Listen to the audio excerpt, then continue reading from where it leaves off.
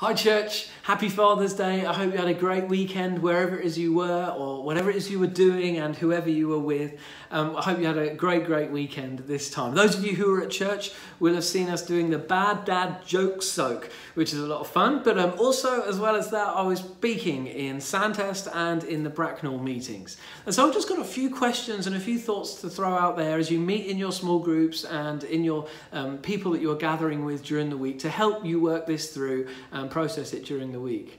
Now, firstly, we looked at Noah and David. And firstly, I want us to explore this phrase that we read in the Bible where it says about Noah, after the ark and after the flood, it says of Noah that as a man of the soil, he proceeded to plant a vineyard.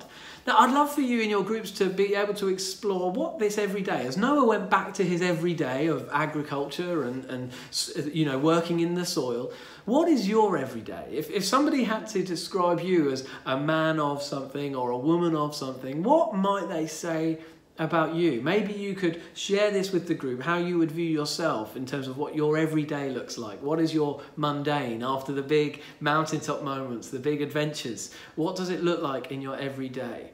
And we then saw through the story of Noah that Noah, even though planting a vineyard in and of itself isn't bad, he ended up getting drunk off its wine and passing out in his tent. And we saw it was a bit of a numbing technique, quite likely, from Noah.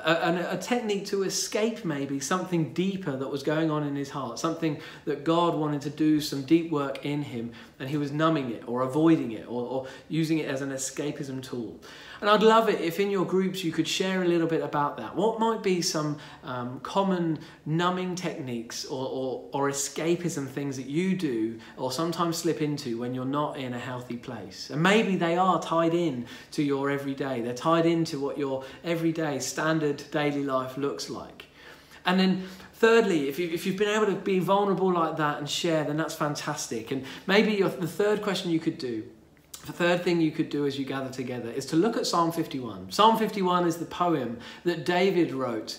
We now see it as God's word as we read it in the scriptures, about following from when he committed adultery with Bathsheba and Nathan came to help him understand what he had done.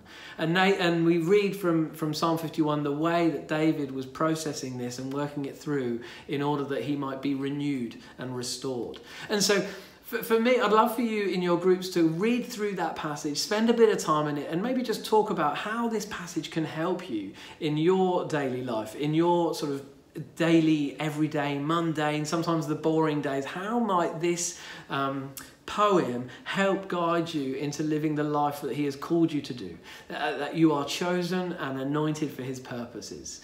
God bless you. I hope you have a great time together in your small groups, and I'll see you soon.